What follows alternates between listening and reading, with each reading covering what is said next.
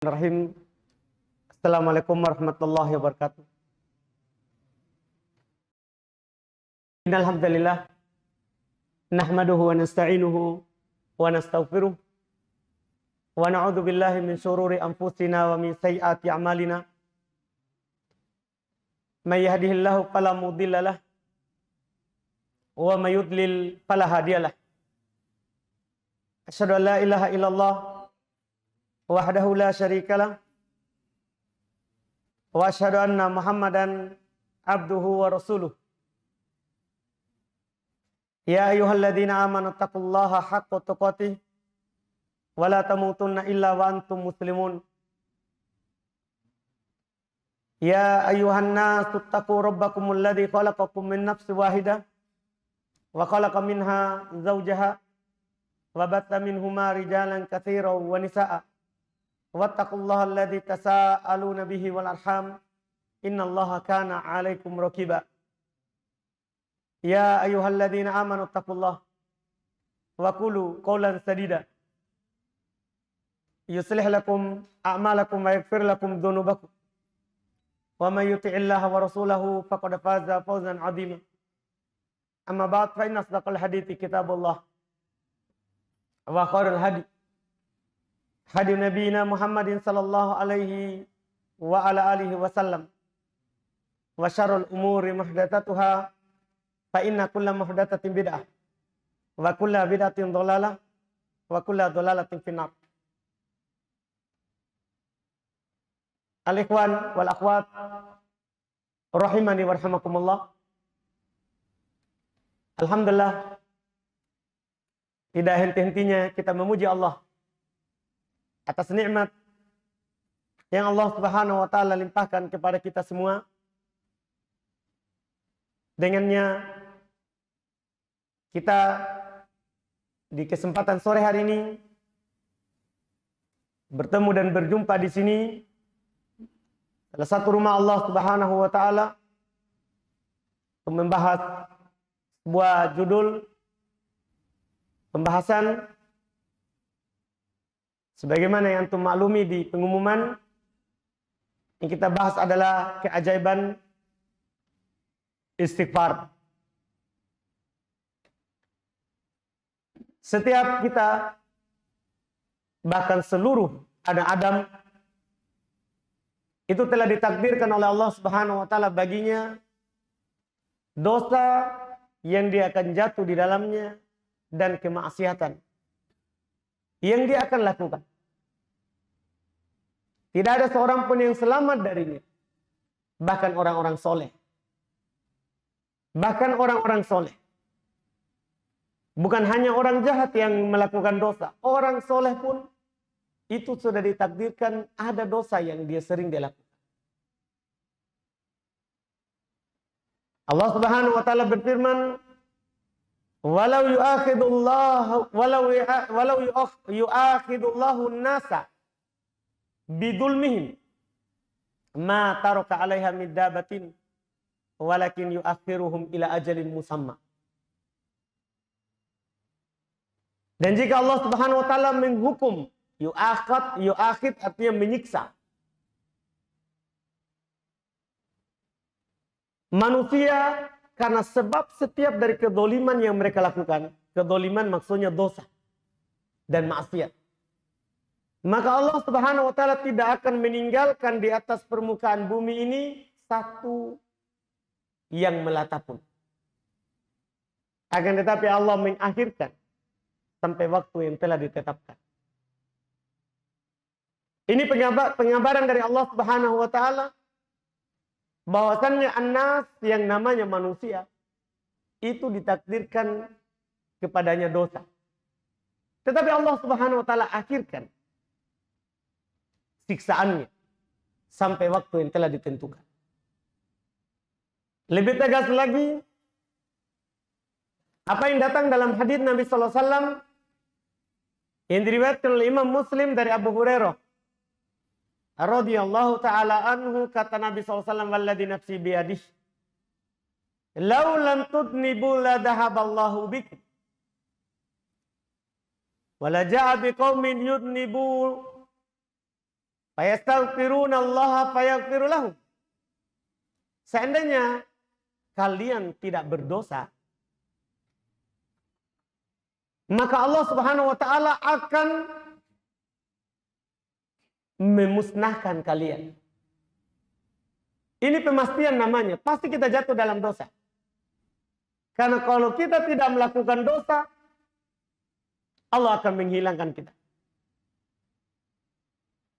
Wala ja'a biqaumin, setelah itu Allah akan mendatangkan kaum lagi, yudnibun, mereka jatuh dalam dosa, fayastaghfirunallaha fayaghfiru lahum. Kemudian setelah berdosa mereka meminta ampun kepada Allah dan Allah mengampuni mereka. Ini dari Nabi kita Muhammad sallallahu alaihi wasallam. Juga diriwayatkan di dalam Sahih Bukhari dan Sahih Muslim.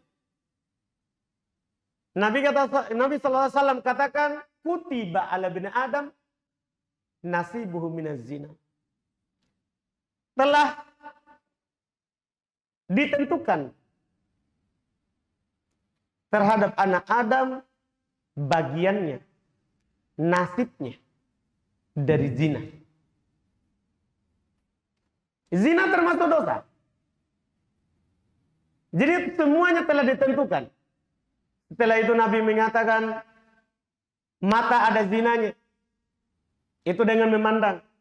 Telinga ada zinanya, itu dengan mendengar. Lisan ada zinanya, itu dengan berbicara. Tangan ada zinanya, dengan menyentuh. Kaki ada zinanya, dengan melangkah. Hati pun ada zinanya, dengan membayangkan dan menghayalkan, serta menginginkan. Ini Nabi katakan, kutiba. Telah ditentukan. Tidak bisa. Seandainya walaupun kita pergi tinggal di gunung, yang tidak ada perempuan sama sekali, itu sudah ditentukan. Ada bagian-bagian yang sudah ditentukan, kita pasti jatuh dalam dosa. Makanya dalam hadis yang diriwayatkan oleh Imam At-Tirmidzi, disahihkan oleh Syekh Albani rahimahullah, dari Anas bin Malik radhiyallahu taala anhu, kullu bini Adam khatta'un wa khairul khatta'ina tawwabun. Setiap yang namanya anak Adam, anak antum, ikhwan akhwat sekalian, itu kata Nabi, itu pasti ada khata', ada dosanya. Wa khairul khatta'ina tawwabun. Sebaik-baik orang yang melakukan dosa yang bertobat. Tidak ada di antara kita sesoleh apapun orang yang tidak pernah jatuh dalam dosa. Bahkan dalam hadis yang lebih aneh lagi ini, dalam hadis yang diriwayatkan oleh Imam At-Tabrani, disahihkan oleh Syekh Albani rahimahullah, dari Ibnu Abbas, Nabi sallallahu alaihi wasallam katakan, ma min abdin mu'minin. Ini masalahnya ini hamba yang beriman. Kata Nabi SAW, ma min abdin mu'minin illa walahu dhanbun ya'taduhu. Tidak ada seorang hamba yang beriman pun, kecuali pasti dia punya dosa yang biasa dia lakukan. Hanya saja kan kita tidak ada yang tahu masing-masing dari dosa kita. Tidak ada seorang pun dari kita ada dosa yang biasa kita lakukan. Cuman Allah Subhanahu wa taala menutupnya. Seandainya dosa itu punya bau, kata sebagian salaf, tidak ada orang yang mau dekat sama kita. Tapi Allah Subhanahu wa taala dengan rahmatnya, kasih sayangnya, Allah tutup dosa itu dari kita.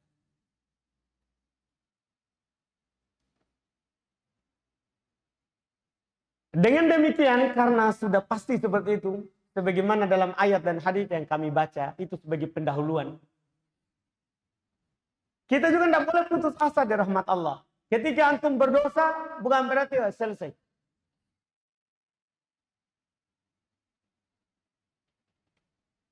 Allah Subhanahu wa taala menyayangi kita. Allah Subhanahu wa taala mengasihi kita. Ada ibadah yang disyariatkan oleh Allah Subhanahu wa taala hikmah dari dosa dan maksiat kita seorang hamba jatuh dalam, yaitu ibadah istighfar. Allah Subhanahu wa taala selalu membukakan untuk kita pintu istighfar, pintu maaf, pintu pengampunan.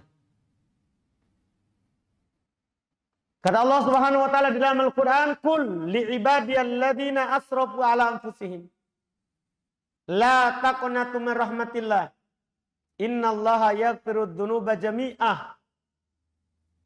Innahu wal ghafurur rahim.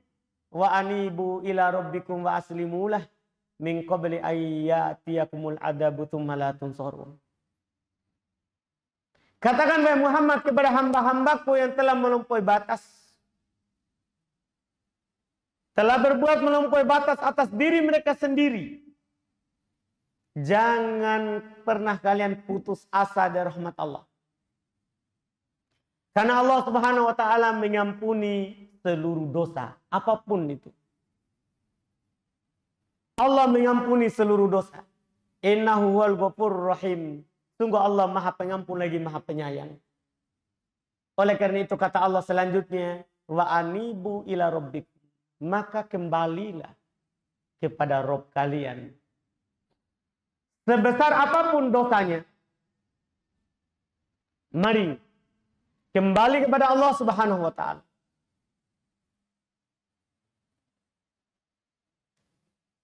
Ini ajakan dari Allah. Wa anibu ila rabbikum. Kembalilah kepada Rabb kalian. Wa aslimulah. Dan berserah dirilah hanya kepadanya. Min qabli ayyatiyakumul adabu. Sebelum datang siksaan kepada kalian. Tsumma la tunsorun. Kemudian setelah itu kalian tidak akan bisa ditolong lagi. Jadi yang aib bukan kita jatuh dalam dosa. Itu dosa. Dan kita tidak ada seorang pun yang selamat darinya. Yang aib itu kita tidak kembali bertobat kepada Allah. Kita merasa kalau sudah jatuh dari dosa, sudah. Iya, terlanjur saya. Enggak. Kita pasti berdosa. Tidak ada yang terjaga dari kita. Dari umat Nabi Muhammad SAW. Bahkan dari umat manusia. Tidak ada yang terbebas dari dosa. Bahkan tadi ada hadis. Ada dosa rutin kita lakukan bahkan. Rutin kita lakukan bahkan. Tapi bersamaan dengan itu Allah ajak kita untuk kembali. Kalau jatuh dalam dosa, kembali kepada Allah. Wa anibu ila rabbikum. Kembalilah kalian kepada Rabb kalian. Kembali kalian kepada Rabb kalian. Wa aslimulah. Dan berserah dirilah kepadanya. Kapan? Selama kita hidup ini. Sebelum datang suatu hari kita tidak bisa lagi ditolong dari adab Allah Subhanahu wa ta'ala. Ini kata Allah Subhanahu wa ta'ala. Demikian pula di ayat yang lain.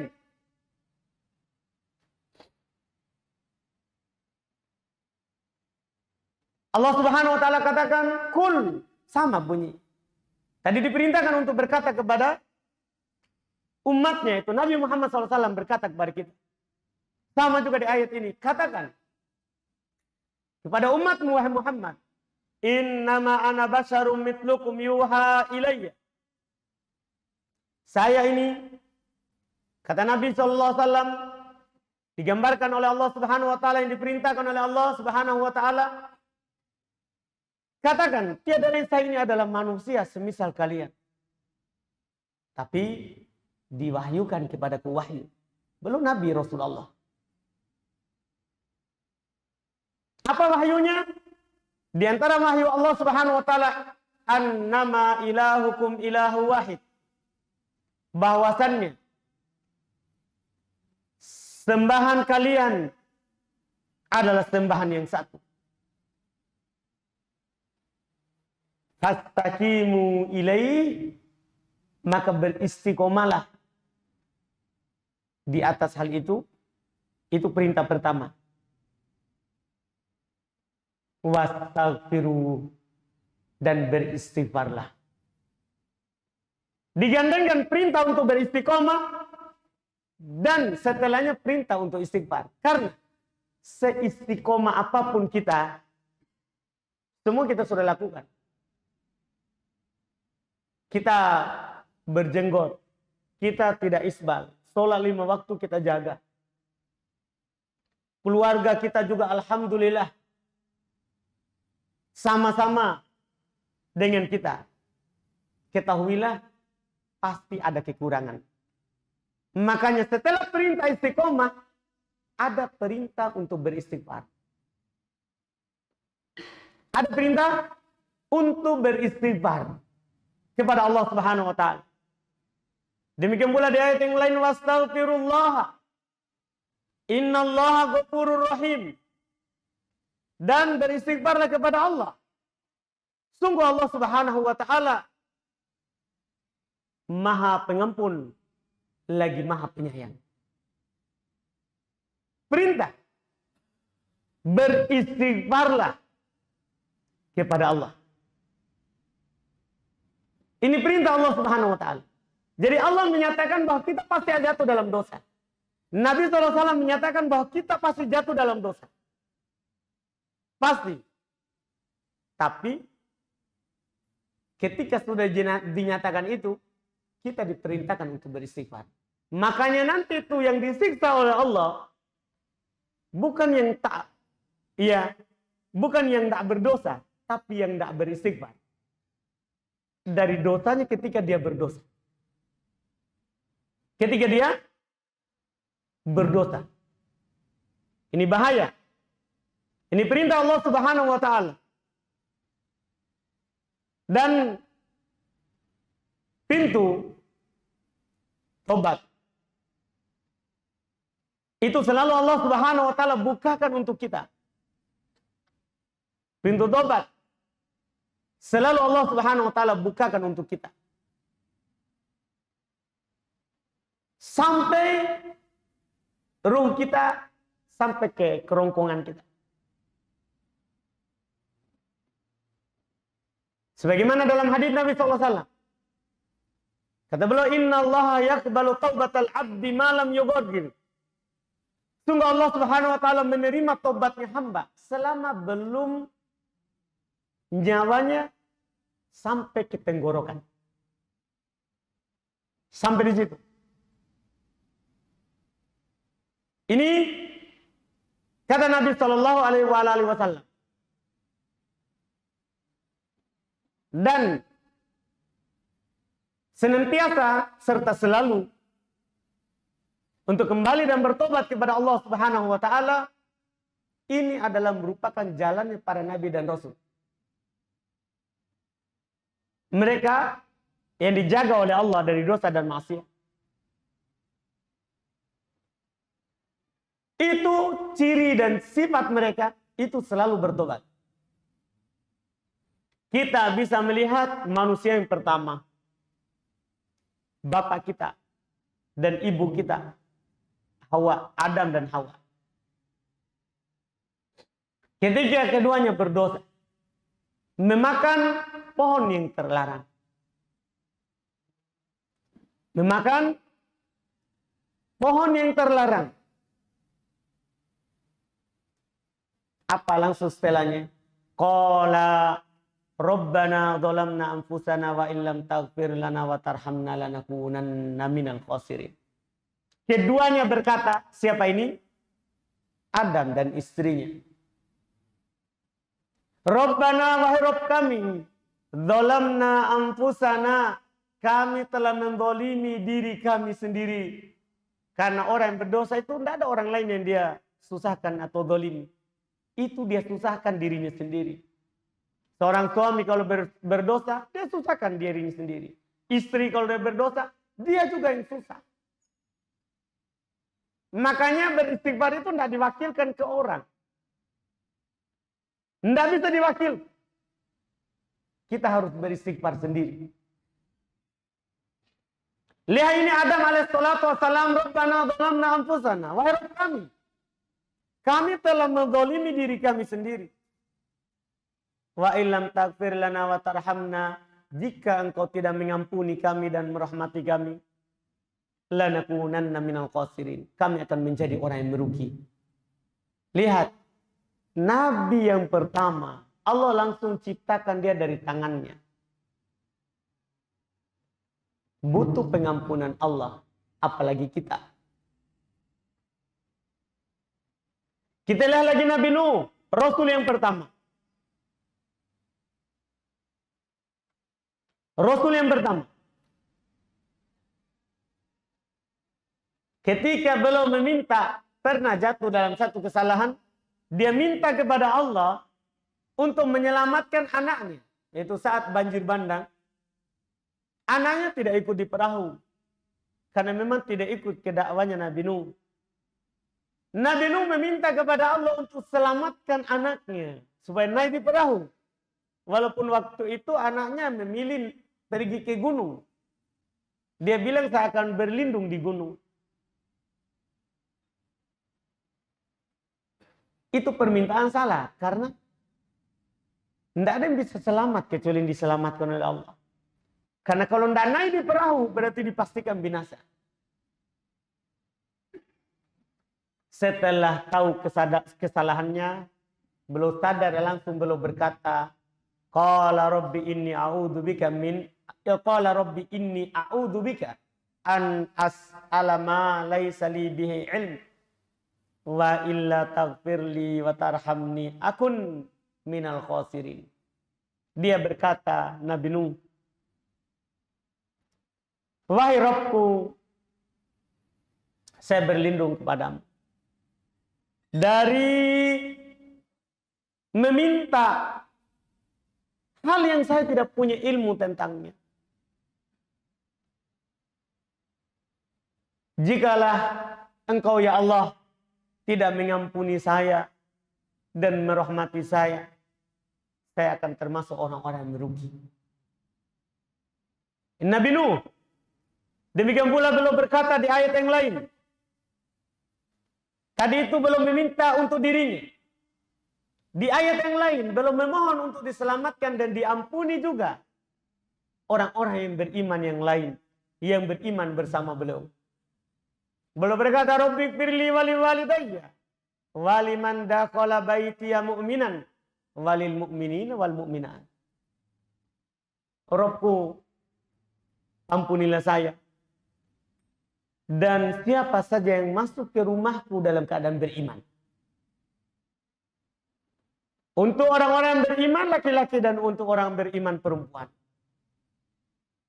Nabi Ibrahim, Khalilur Rahman, orang yang paling dicintai oleh Allah Subhanahu wa taala.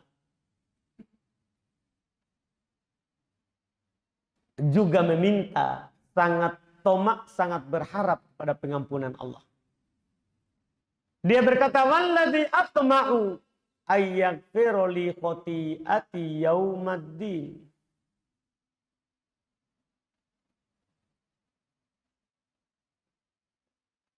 Dialah Allah yang paling saya berharap kepadanya agar mengampuni kesalahan-kesalahanku di hari pembalasan. Nabi Musa alaihissalatu wassalam, Kalimur Rahman, Allah langsung berbicara kepadanya.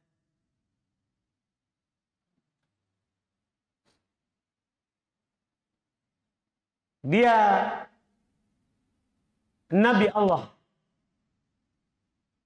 Rasul Allah, tapi juga berkata, Rabbi inni dzalamtu nafsi faghfirli faghfarolah. Wahai Rabbku, saya telah menzalimi diriku sendiri, maka ampunilah saya, maka Allah mengampuninya. Innahu huwal ghafurur rahim. Sesungguhnya Dia Allah Subhanahu wa taala Maha Pengampun lagi Maha Penyayang. Allah Subhanahu wa taala Maha Pengampun lagi Maha Penyayang.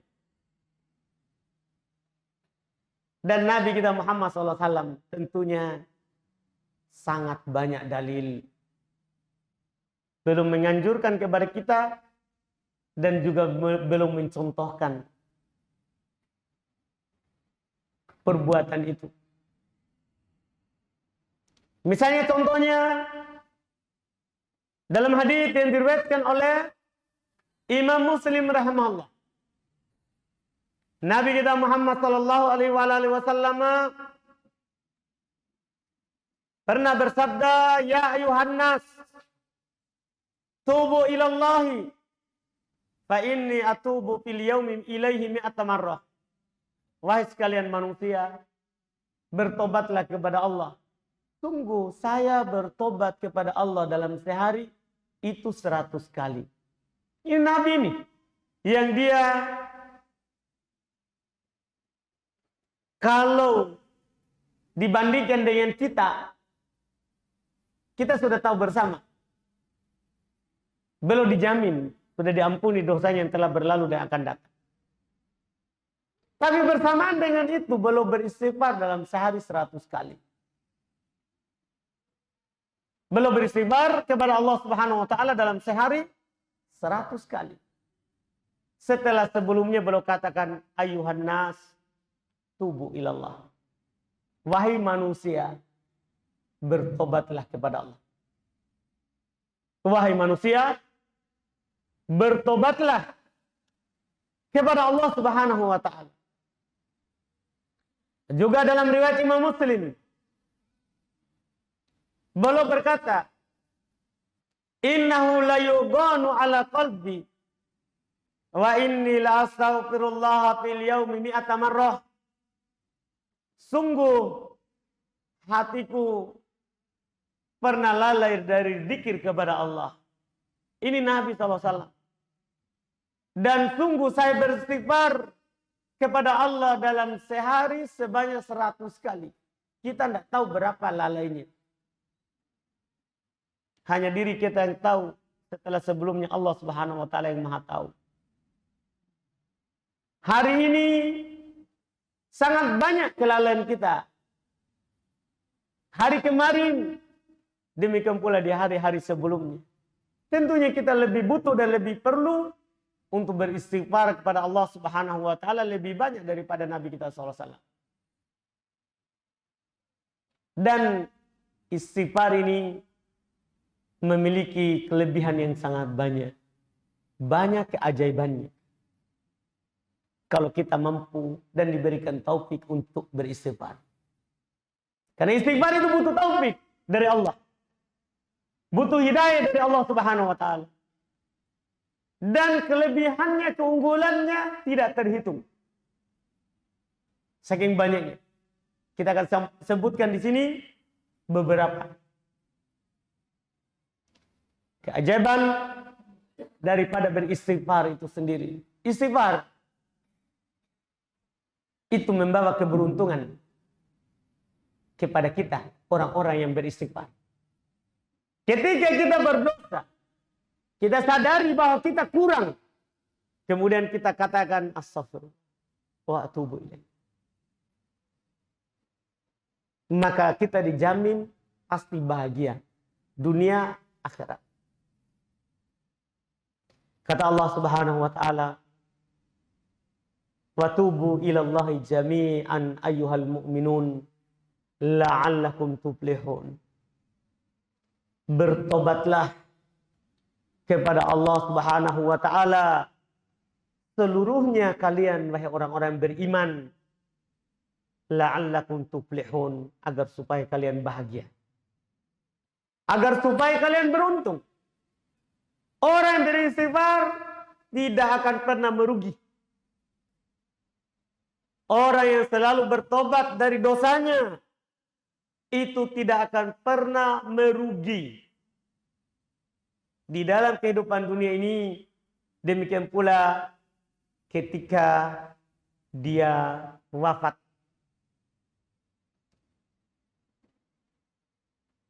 beristighfar, serta bertobat kepada Allah Subhanahu wa taala, di antara kelebihannya, keajaibannya, kita akan mendapatkan kenikmatan dalam hidup dunia ini. Sampai kita wafat, itu dijamin. Yang menjaminnya Allah, pencipta kita semuanya. Kata Allah Subhanahu wa taala dalam Al-Qur'an, "Wa anistaghfiru rabbakum tsumma tubu ilaih. Yumatti'ukum mata'an hasana ila ajalin musamma wa yu'ti kulladzi fadlin fadlah."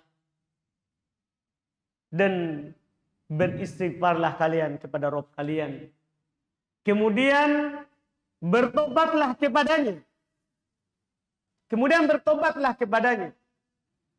Niscaya dia Allah Subhanahu wa taala akan memberikan mata'an hasana, kenikmatan yang baik kepada kalian. Makanya pernah dinukil dari Al-Hasan Al-Basri rahimahullah. Belum pernah ditanya. Ada orang datang bertanya, "Wahai Al-Hasan, saya adalah orang yang tidak diberikan keturunan. Nasihatkan kepadaku apa yang harus saya lakukan supaya dapat keturunan." Seorang lagi datang, "Wahai Al-Hasan Al-Basri, kami kekeringan di tempat kami, sehingga menyebabkan kesusahan, banyak harta dan hewan yang mati." Jawabannya belum jawab, "Kalian beristighfar." Karena dengan beristighfar ini kita akan mendapatkan banyak nikmat. Bahkan bukan hanya sekedar nikmat, tapi nikmat yang baik. Ini Allah yang menjaminnya. Allah Subhanahu wa taala menjaminnya. Yumatti'ukum mata'an hasana. Allah Subhanahu wa taala akan memberikan kepada kalian kenikmatan yang baik. Dan Allah Subhanahu wa taala akan memberikan karunia-Nya kepada setiap yang berbuat baik. Orang yang beristighfar, di antara keajaibannya, itu akan mendapatkan kelapangan dalam rezeki. Kalau rezeki kita kurang, itu karena sebab dosa kita. Di antara sebabnya. Walaupun ada orang yang berdosa, tetap juga rezekinya kurang. Tapi di antara sebab rezeki berkurang, itu karena dosa kita. Maka dengan beristighfar, Allah Subhanahu wa taala akan melapangkan rezeki kita. Kata Allah Subhanahu wa taala menyebutkan perkataannya Nabi Hud alaihi salatu wassalam kepada kaumnya, "Wa ya qaum istaghfiru rabbakum tsumma tubu ilaih yursilis samaa 'alaikum midrara wa yazidukum quwwatan ila quwwatikum." Wahai kaumku, beristighfarlah kalian kepada Rabb kalian, kemudian bertobatlah kepadanya, maka Allah akan menurunkan kepada kalian hujan, dan Allah akan menambah kekuatan bersama kekuatan yang kalian miliki. Jadi kalau kita sudah kuat, dengan beristighfar, kekuatan kita akan bertambah.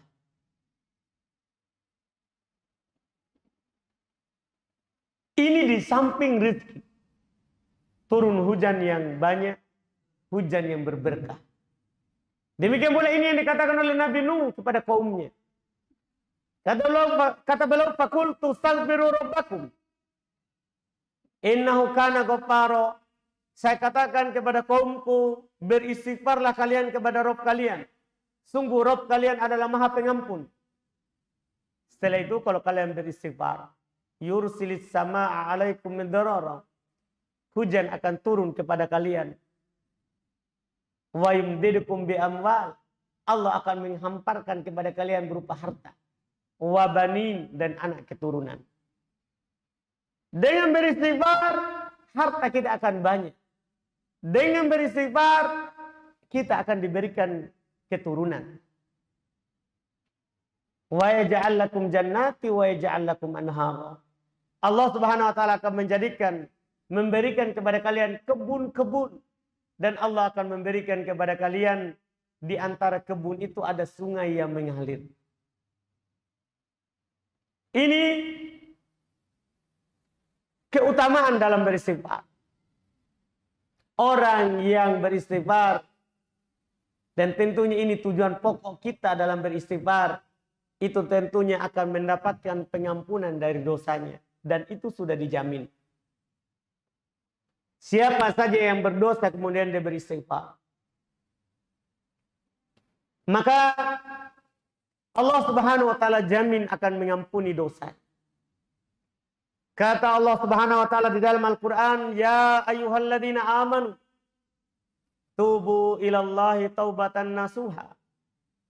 Wahai orang-orang beriman, bertobatlah kepada Allah Subhanahu wa taala dengan taubat nasuha.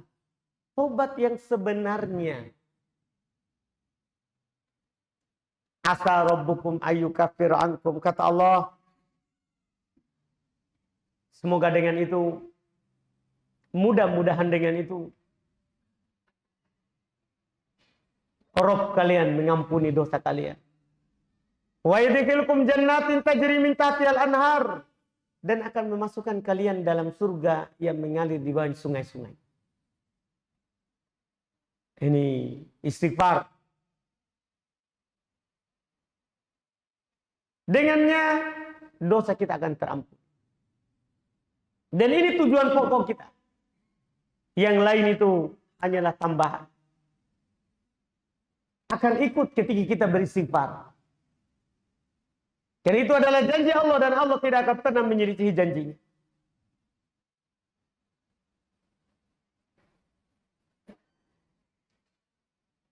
Dalam hadis yang dikeluarkan oleh Imam At-Tabrani, dihasankan oleh Syekh Albani rahimahullah, kata Nabi SAW, "Inna sahibas shimal yarfa'ul qalam 6 sa'at 'anil abdi muslim al-muqti awil musik.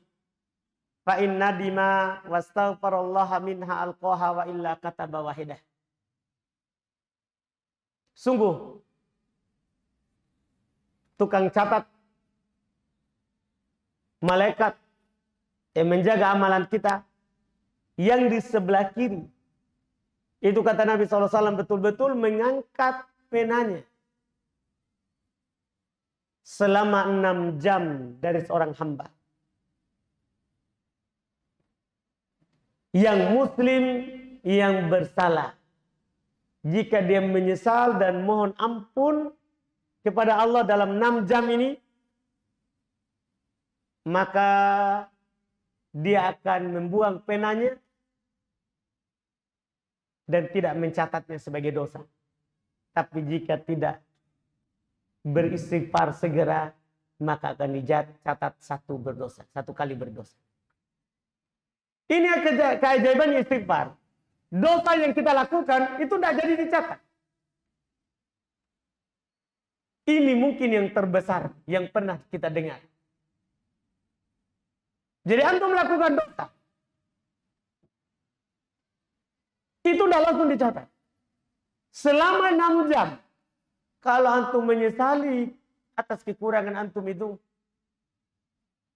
dalam kurung waktu ini, itu tidak jadi dicatat.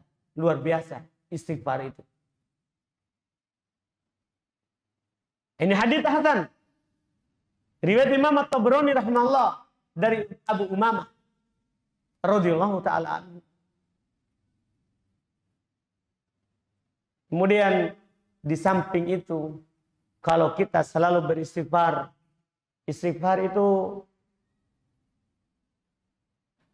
adalah akan mengangkat dan menolak musibah.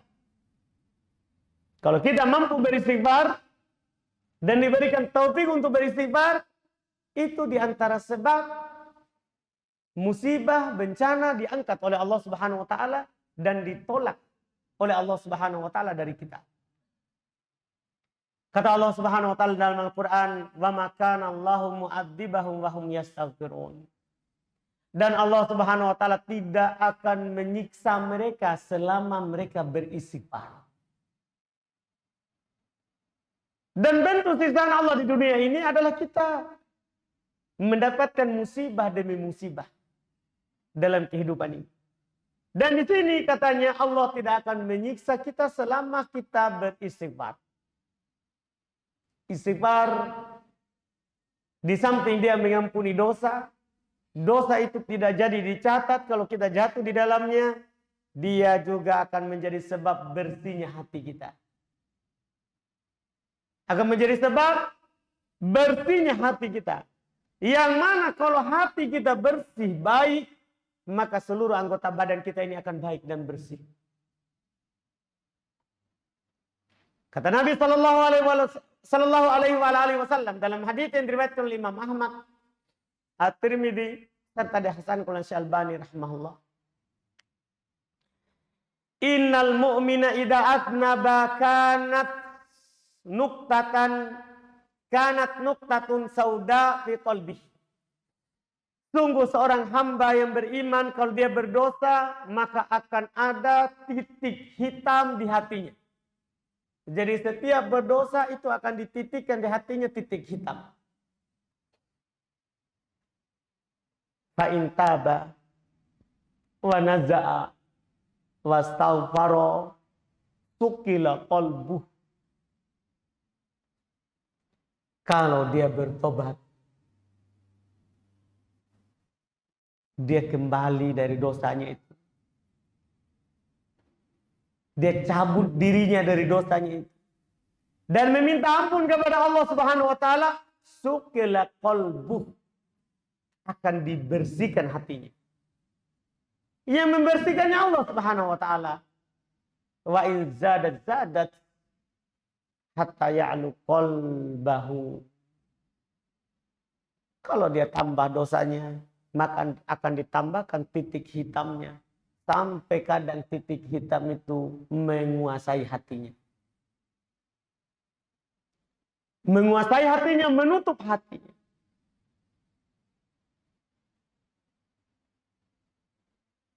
Ini fungsi keajaiban dari beristighfar.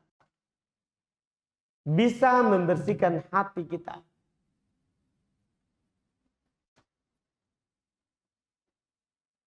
Dan ini tidak ada yang bisa melakukannya kecuali Allah Subhanahu wa taala Rabbul Alamin. Yang menciptakan kita dan juga mentakdirkan dosa atas kita. Ia mentakdirkan dosa atas kita.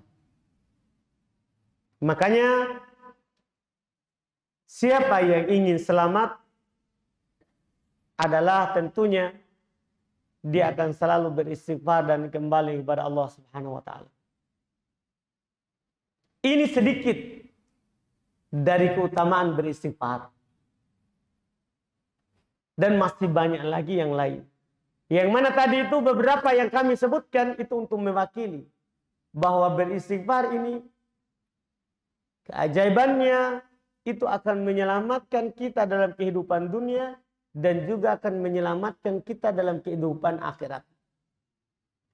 Semua dari kita pasti ingin bahagia dunia dan akhirat. Kita ingin tentunya untuk hidup bahagia, tidak mau hidup susah. Tidak ada seorang pun dari kita. Cuman kadang kita tidak tahu bagaimana caranya supaya kita bisa hidup bahagia. Ini di antara caranya. Kalau antum jatuh dalam dosa, segera kembali kepada Allah. Karena yang membuat kita susah adalah ketika kita berdosa dan kita tidak beristighfar. Di antaranya. Di antaranya. Ini adalah rahmat besar dari Allah Subhanahu wa taala. Ketika dia mentakdirkan bahwa kita pasti dosa, tapi bersamaan dengan itu Allah membukakan pintu istighfar kepada kita. Yang mana keutamaannya bukan hanya sekedar menghapus dosa kita, tapi juga memberikan dampak yang lain. Seperti apa yang kita sebutkan tadi. Ini yang kita bisa sampaikan, kita cukupkan. Sisa waktu 10 menit ini kita pakai untuk tanya jawab. Jika ada pertanyaan, silakan ditanyakan. Boleh langsung, boleh juga pakai kertas.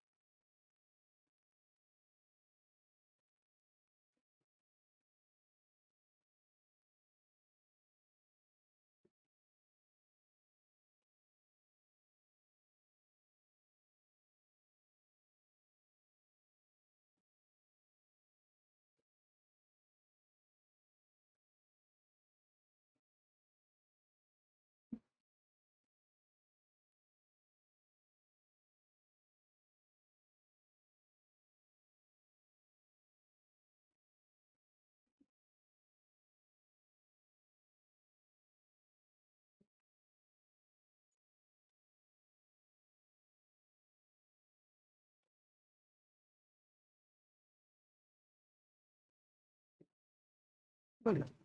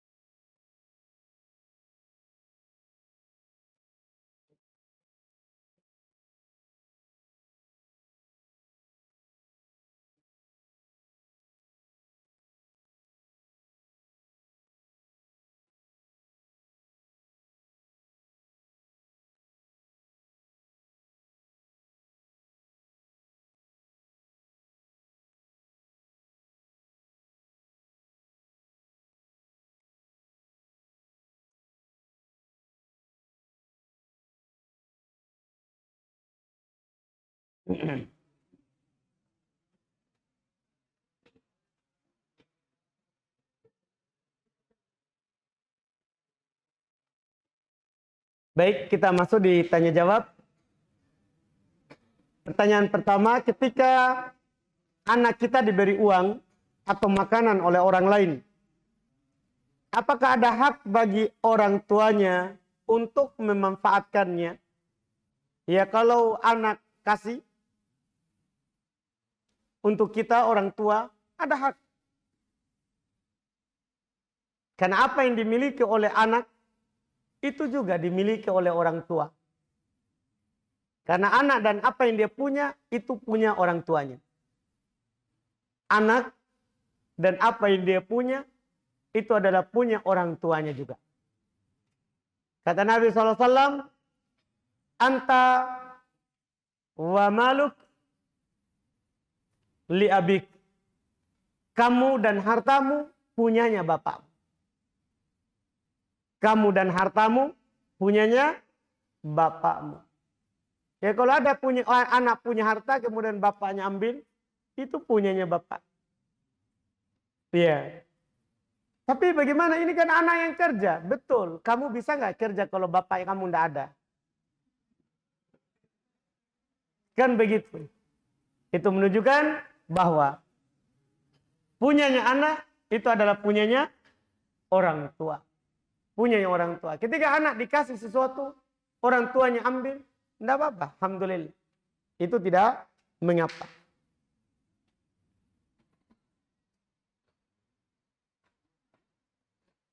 Ini ada pertanyaan, bagaimana hukum mengikat rambut saat sholat dan mandi janabah bagi wanita?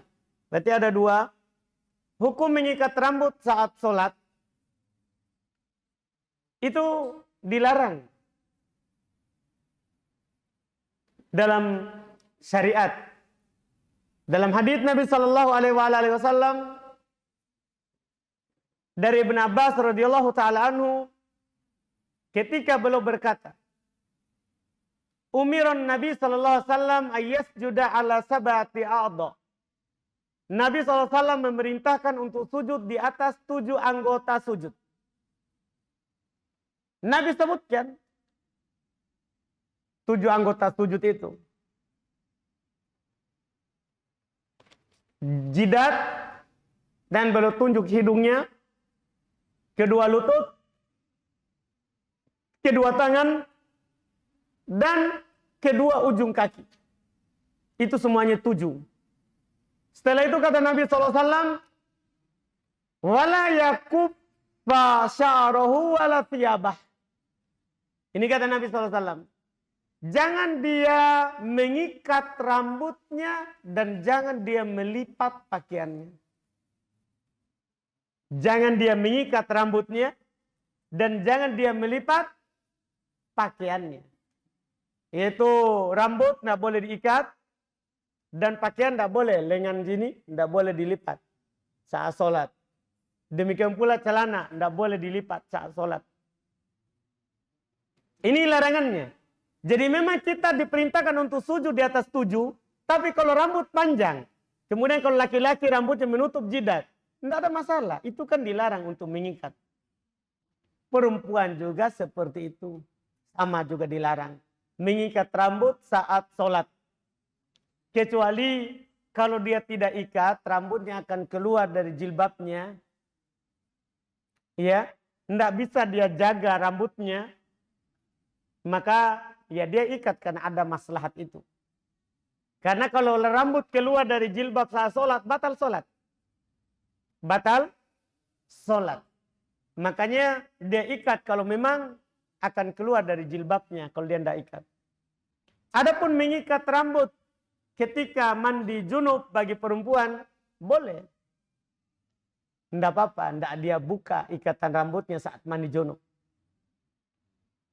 Itu pernah ditanyakan oleh Ummu Salamah radhiyallahu taala anha kepada Nabi sallallahu alaihi wasallam.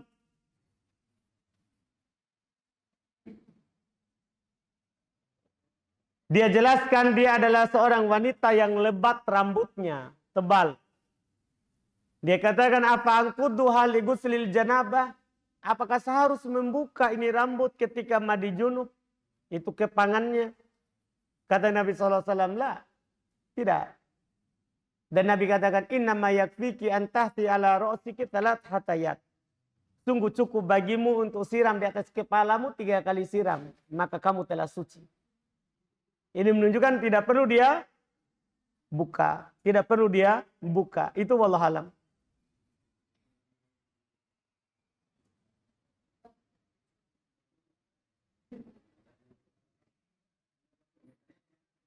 Bagaimana makna dari memohon rahmat Allah?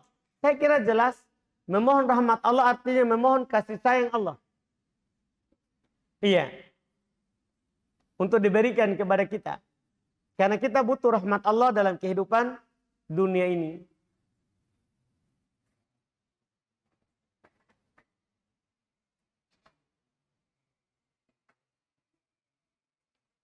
Bagaimana hukum jika kita SMS atau chat di WA dengan bismillah, lalu dibalas chat atau SMS tersebut dengan wa bismillah?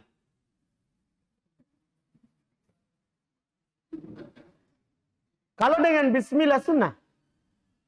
Memulai pesan dengan bismillah. Karena Nabi SAW ketika belum menulis surat, belum mulai dengan bismillah. Ada pun dibalas juga wa bismillah, nggak tahu. Iya. Kalau pakai wa juga. Iya.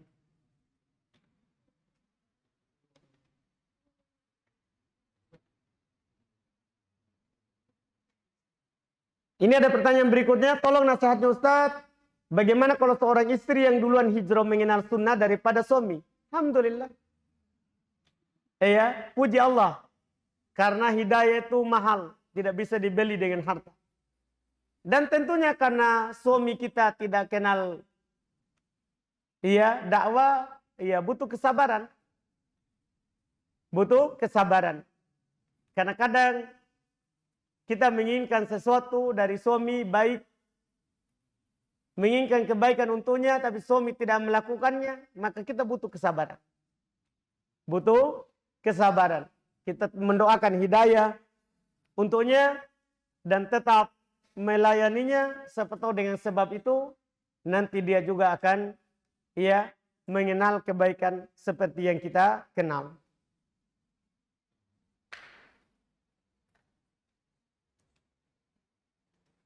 Ini ada pertanyaan berikutnya, bagaimana hukumnya menggunting rambut bayi dan menimbang lalu dibelikan emas sesuai berat rambut bayi tersebut? Sunnah hukumnya. Sunnah hukumnya. Dianjurkan oleh Nabi kita Muhammad sallallahu alaihi wasallam bagi orang yang mendapat karunia seorang anak. Semuanya dilakukan di hari ke-7 sebagaimana dalam susunan hadis. Dipotongkan kambing untuknya, dipotongkan rambutnya dan ditimbang. Nilainya nanti disedekahkan berupa nilai perak bukan emas. Nilainya perak bukan emas.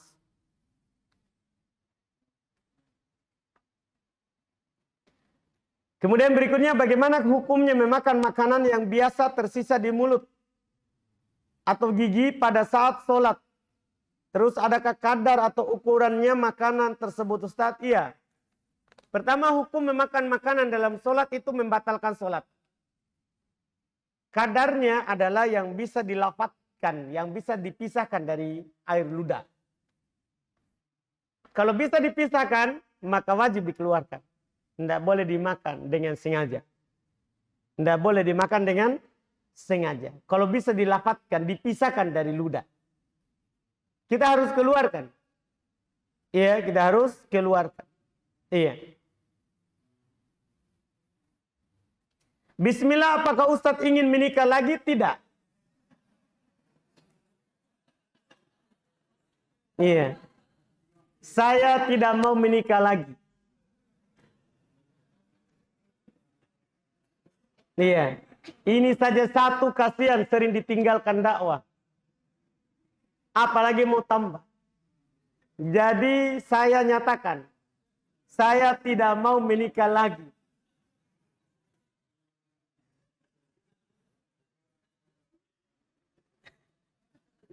Aneh-aneh pertanyaan ya. Alhamdulillah.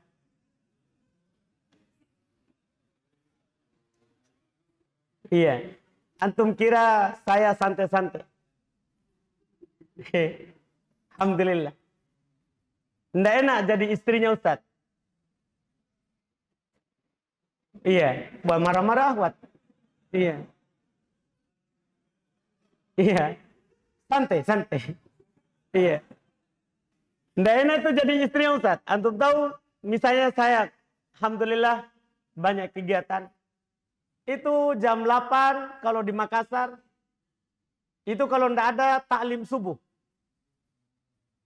Jam 8 itu harus di tempat ngajar. Jadi keluarnya sebelum jam 8. Pulang duhur. Karena ngajarnya sampai duhur. Pulang duhur istirahat sedikit itu pun tidak sama istri. Tapi bersama kitab. Karena harus murojaah, mengulang untuk ngisi sebentar. Murojaah, tidur sedikit, keluar lagi untuk ngisi maghrib isya. Setelah isya, maghrib isya ngisi di umum. Setelah isya, ngisi di pesantren lagi. Pulang, anak istri sudah tidur. Itu setiap hari. Iya. Apa yang antum harapkan dari saya? Makanya saya bilang memang saya tidak mau menikah lagi. Karena ini kasihan, satu saja kasihan. Banyak haknya yang saya telantarkan. Tapi saya sudah minta izin. Karena kita itulah resikonya menjadi suami istrinya. Menjadi istrinya ustadz. Iya, sedikit waktu. Iya, alhamdulillah.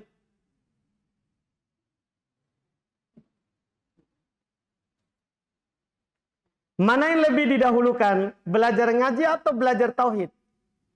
Iya. Belajar ngaji yang membuat sholat kita sah. Dan kita belajar tauhid yang membuat Islam kita sah. Dua-duanya dijalankan. Dua-duanya dijalankan. Jadi kita belajar tauhid dan juga belajar ngaji. Dan juga belajar ngaji. Bagaimana hukumnya jika suami berpaham tasawuf ya. Sedangkan istrinya sudah mengenal sunnah. Sama hukumnya dengan tadi, tidak apa-apa kita ajak coba suami kita untuk belajar agama, bermajelis ilmu, ya. Selama suami kita walaupun pemahaman seperti itu, dia masih Islam selama dia jaga sholat. Dia masih Muslim selama dia jaga apa? Sholat. Kita tetap bersamanya. Kecuali dia meninggalkan sholat. Maka ini fatwa para ulama kita adalah kita harus meninggalkannya. Karena kalau dia meninggalkan sholat dengan sengaja, dia kafir. Tidak halal lagi kita bersamanya. Iya. Tapi selama dia sholat, tapi hanya saja dia belum kenal sunnah, bersabar bersamanya sambil mengajaknya untuk taklim dan belajar agama serta mengenal sunnah.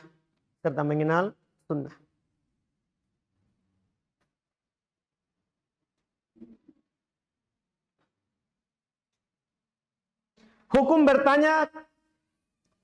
bertanya, kapan punya anak ke teman.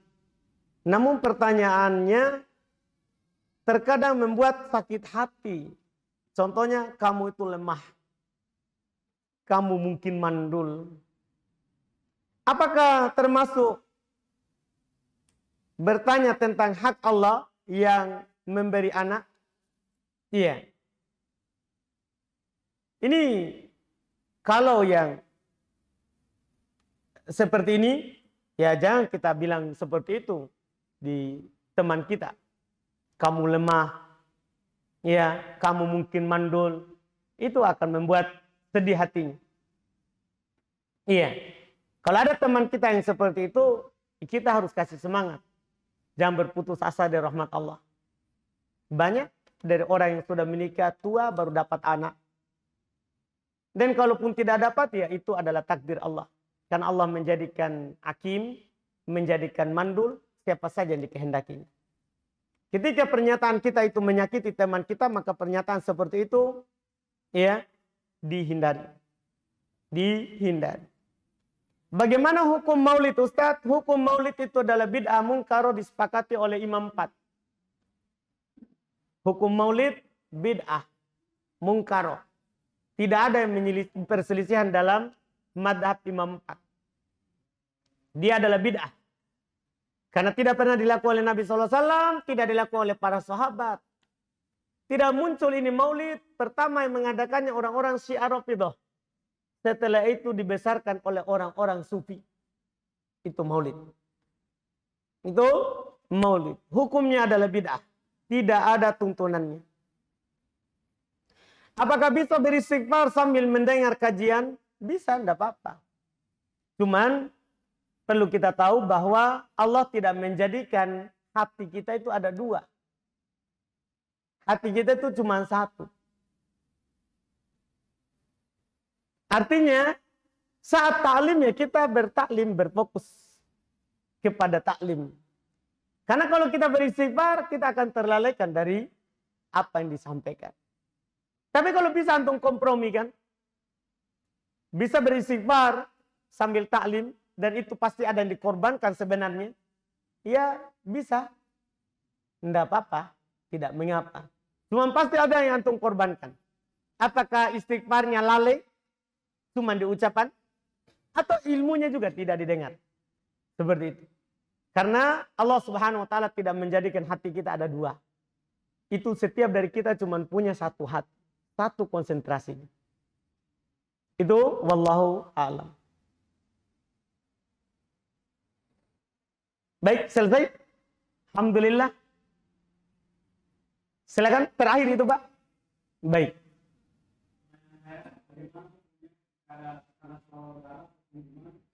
Menitipkan uang kepada kita untuk beberapa hari dan dia menyampaikan silakan gunakan untuk kebutuhan Anda, baik untuk kegiatan sehari-hari ataupun berdagang. Dan pada saat kita mengembalikan ke teman, misalnya nilai yang dia simpan ke kita senilai 5, kemudian pada saat kita mengembalikan karena uangnya sempat kita gunakan dan menghasilkan hasil dan sebagian dari hasilnya kita berikan sebagai hadiah, hukumnya bagaimana? Tadi ini uang dia pinjamkan? Pinjamkan, silakan digunakan untuk kebutuhan Anda, apakah untuk bisnis ataukah untuk kebutuhan pribadi. Berarti dia pinjamkan? Dia titip. Oh, dia titip. Dia titip. Saya tidak minta untuk dipinjam, dia datang ke saya, mungkin antara keamanan atau bagaimana, sehingga dia titip untuk beberapa hari ataupun beberapa bulan. Kemudian sempat ada terima, silakan digunakan baik untuk kebutuhan dagang ataupun kebutuhan pribadi. Dan pada saat saya mengembalikan nilai 4 itu, setelah saya berikan nilai 4, lebihnya ada sejenis ucapan terima kasih saya berikan kepada dia sebagai dia, hukumnya bagaimana? Baik. Maka kenapa tadi saya tanya di awal, dia pinjamkan atau bukan? Ternyata dia bilang dititip. Iya, ketika dititip, Pak, itu seluruh hasil setelahnya itu punyanya si penitip. Kalau kita kembangkan. Bukan punya kita. Beda kalau kita pinjam. Ketika kita pinjam dan kita gunakan hasilnya untuk kita. Kita kasih dia hanya kembali modalnya. Kalau kita kasih lebih karena kita mau balas jasanya tanpa akad sebelumnya untuk kembali lebih, boleh. Tapi ketika dia titip, akadnya titip, ini lain akadnya sama pinjam. Ketika kita kelola ini yang dititip, semua hasilnya punya dia.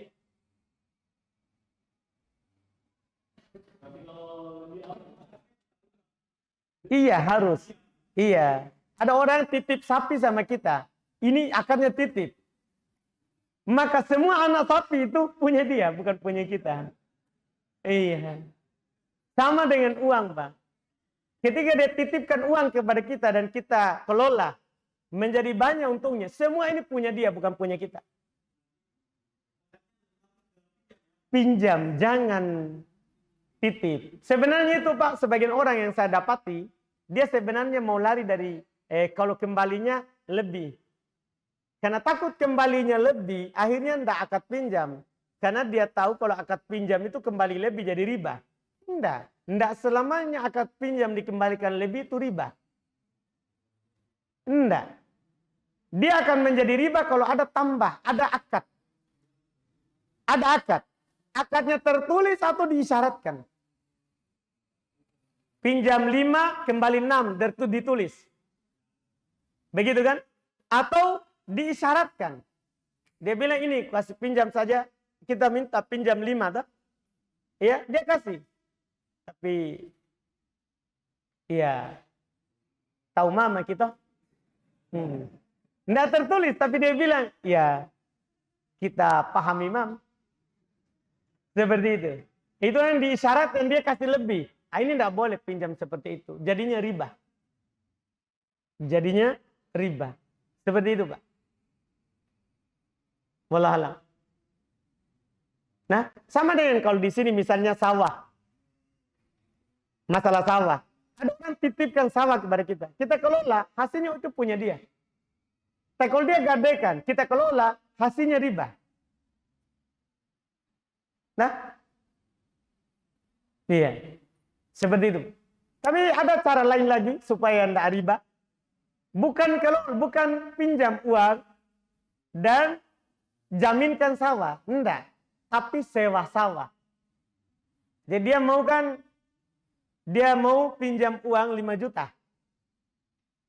Saya mau jaminkan sawah saya 1 petak. Kalau kita kelola ini sawah dan akad pinjam, riba. Kita ganti saja akadnya. Enggak begitu, gini saja. Saya kasih pinjam kamu 5 juta.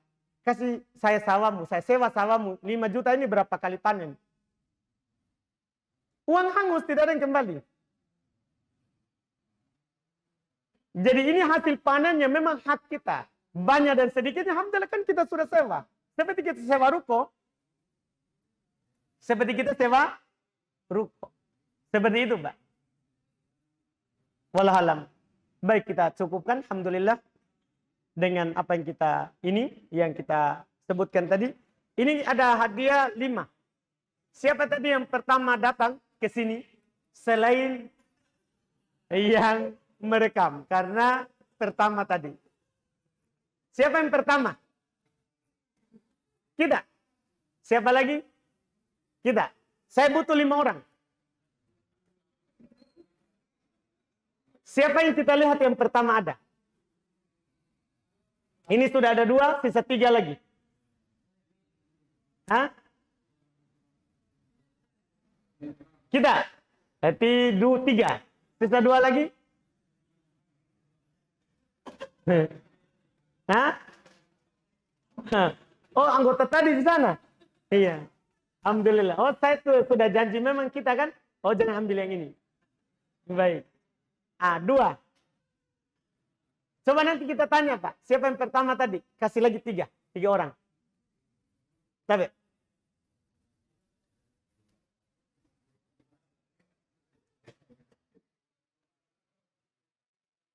Alhamdulillah, kita cukupkan. Subhanallah hamdik. Asyhadu an la ilaha illa anta astaghfiruka wa atubu ilaik. Assalamualaikum warahmatullahi wabarakatuh.